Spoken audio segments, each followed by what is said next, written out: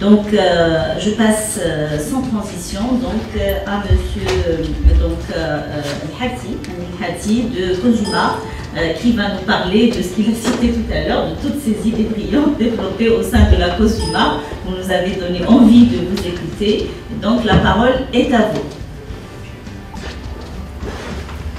Bonjour tout le monde. Moi c'est Amel El-Hati, donc je suis ingénieur en énergétique et je suis plus dans la thermique.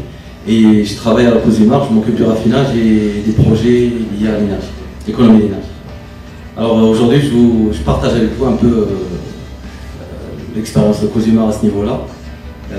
Et j'ai eu l'occasion de réaliser pas mal de projets, et notamment des projets innovants. Et il y en a un en particulier que je vais vous présenter. Alors, lors de cette présentation, donc, je vous présente un peu Cozumar vite fait. La raffinerie de Casablanca, parce que Cozumar c'est aussi les sucreries, mais je vous présente la raffinerie, la disposition de la raffinerie et le process, la gestion de l'énergie, donc les KPIs, comme vous connaissez, et un peu comment on manage tout ça. Les revamping et des flux énergétiques, donc principalement le schéma vapeur, et le projet de revalorisation innovant dont je vous ai parlé. Alors Cozumar c'est 1 million de tonnes par an, donc la raffinerie de Casa, donc c'est 1 million de tonnes de sucre blanc produit par an. C'est 330 jours par an, 24 sur 24. 7 jours sur 7. En termes d'énergie, donc on consomme du 1550 mégajoules par tonne. En langage plus simple, 35 kg de fioul par tonne de sucre produit. Voilà. Donc c'est bien au-dessus du benchmark ou des raffineries de par le monde. En termes de consommation électrique, on est à peu près à 7 MW. Et en termes de cogénération, parce qu'on est autonome en électricité vapeur, donc on est à peu près à 90%. Alors, ça c'est notre schéma énergétique. Alors c'est très simple. Donc on a ici c'est la production de vapeur, ici c'est la production électrique. La vapeur transite par là et est retransformée pour faire séparer les vapeurs, pour alimenter l'évaporation et pour alimenter la cristallisation. Ça, c'est les gros consommateurs. Et il existe d'autres organes, mais ici, j'ai mis que les parties consommatrices d'énergie. Alors, il faut dire que ici, toute la vapeur consommée ici, elle va servir ici à évaporer, ici elle va servir à cuire le sirop pour faire des cristaux de sucre, mais en cuisant, on va dégager aussi de la vapeur. C'est comme une cocotte minute, on met ce qu'il y a à cuire dedans, on va cuire, on consomme du gaz, mais aussi on génère de la vapeur qu'on va jeter. Et bien c'est pareil ici, la vapeur ici elle est condensée, elle est jetée, et la vapeur ici elle est réutilisée une fois, 2 fois, mais après elle est jetée. Et en termes d'enthalpie, ici j'ai à peu près 2100 kJ je crois par kilogramme, ici j'ai 2305 kJ par kilogramme. Donc la vapeur elle conserve son enthalpie, ce qu'elle perd c'est sa température. Et donc du coup ça fait beaucoup d'énergie jetée. Mais c'est comme ça, et le process et la technologie c'est comme ça, et c'est pas autrement. Mais ça constitue un gisement. Alors ça c'est notre station d'évaporation, c'est juste pour vous donner une idée sur la taille et sur la disposition. C'est des grandes surfaces. Alors la cristallisation, donc ça c'est une tour de cristallisation. Donc là aussi c'est des grosses installations, c'est assez capitalistique comme process. Alors pour la vapeur et l'électricité, donc on a 3 chaudières de 60 tonnes par heure, 40 bars et 380 degrés surchauffés. On a 3 turbos, on travaille avec qu'un seul parce que notre consommation est autour de 7 MW. Et notre consommation en vapeur c'est autour de 60 tonnes par heure. Alors ça c'est un peu Cozumar sur les 10 dernières années. Alors ici l'énergie elle est en mégajoules par tonne, et ici c'est la production. Et l'évolution elle est visible, il n'y a pas besoin d'expliquer quoi que ce soit. Donc on était à 2900, et ça c'était en 2007. Avant c'était encore plus haut que ça, mais rien que sur 10 ans, on voit une diminution qui est quand même assez importante, sachant que nous ambitionnons pour 2016 d'aller en dessous de la barre des 1500, ce qui serait un record pour Cozumar et pour les raffineries de par le monde. J'aimerais préciser que j'ai pas envie de dire on est la meilleure raffinerie en termes de performance, mais on est l'une parmi les meilleures et souvent on est au top du classement des consommateurs en énergie. Parce que nous, il n'y a pas beaucoup de raffineries dans le monde, on se compare beaucoup et on se connaît et c'est très facile d'avoir un scoring et un ranking.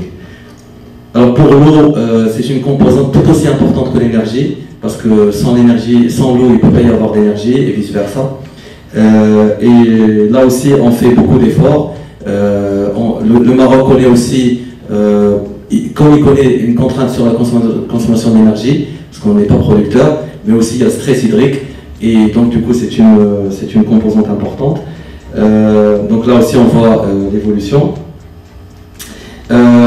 Pour le développement durable de manière générale, au-delà de l'énergie, donc on ne jette rien à l'extérieur, on recycle tout. Même les saumures qui sont produites, on va les traiter par nanofiltration et on va les récupérer toutes les sels et même l'eau et les récupérer. Voilà. Et j'aimerais préciser que l'économie d'énergie et l'énergie renouvelable, l'efficacité énergétique, c'est pas seulement une question d'action, mais c'est aussi une question de culture, une question d'éducation. Parce que sans éducation, sans culture, on ne peut pas être efficace et on ne peut pas générer de l'efficacité énergétique. Donc c'est quelque chose qui est important aussi pour nous. Pour la qualité, donc on est labellisé RSE, on est certifié aussi système de management et on est accrédité 17025 et pour la 50001, donc c'est un objectif qui est très proche. Alors pour les bonnes pratiques, donc comme je disais, c'est une affaire de culture et de prérogative. Et ce qui génère un peu des actions, là je vous présente un peu mon projet d'intégration à la Cozumar, donc qui consistait un peu à modéliser la Cozumar à la raffinerie pour générer des projets d'efficacité énergétique. Et donc j'ai réalisé un modèle de la raffinerie et je vous le présente. Donc il a fallu calculer des consommables, notamment la vapeur et l'eau, en utilisant pas mal de données en 30 et en faisant pas mal de bilans, et pour à la fin calculer, modéliser le sucre, la quantité de sucre produite et quelle serait notre consommation, et après calculer des ratios 100% modèle ou 50% modèle qui vont, et c'est des choses que je peux modifier, sur quoi je peux jouer pour générer des idées. C'est une boîte génératrice d'idées et c'est un peu qui fait qu'on génère des projets pour l'efficacité énergétique. Monsieur El Hadji, vous avez 2 minutes. Oui. Alors, on a aussi un logiciel que j'ai installé, qu'on a acheté des États-Unis, spécialement pour ce genre d'application. Donc voilà, ça s'appelle Showgirls. Alors la technologie, on a le système de contrôle-commande qui nous aide aussi, qu'on utilise beaucoup pour ce genre d'initiative, pour ce genre d'idées, ce genre de pratiques. Là, c'est des pages et c'est des paramètres. Bon, malheureusement, le temps ne me permet pas que je l'explique. Là encore, c'est la même chose. Et voilà, donc j'arrive au projet innovant. Alors, le projet innovant, vous vous rappelez, j'ai donné l'exemple de la cocotte minute. Imaginez que cette cocotte minute, à un moment donné, on démarre, on a la vapeur qui commence à sortir, et à un moment donné, on éteint la gazinière, et puis la cocotte fait sa cuisson par elle-même. Et bien, c'est un peu ça. On réutilise la vapeur qui sort de la cocotte minute, on la recomprime pour la réutiliser comme source de chauffe. Et bien, c'est un peu pareil. Et j'inverse les flux. Tout à l'heure, si vous vous rappelez, les flux, on avait un flux ici, on avait aussi un flux ici. Et bien là, la vapeur que je jetais au condenseur, et ben, je vais la réutiliser, la recomprimer et la réinjecter comme vapeur de chauffe. Et je parle de 20% d'économie d'énergie sur le fuel, ce qui est très consistant.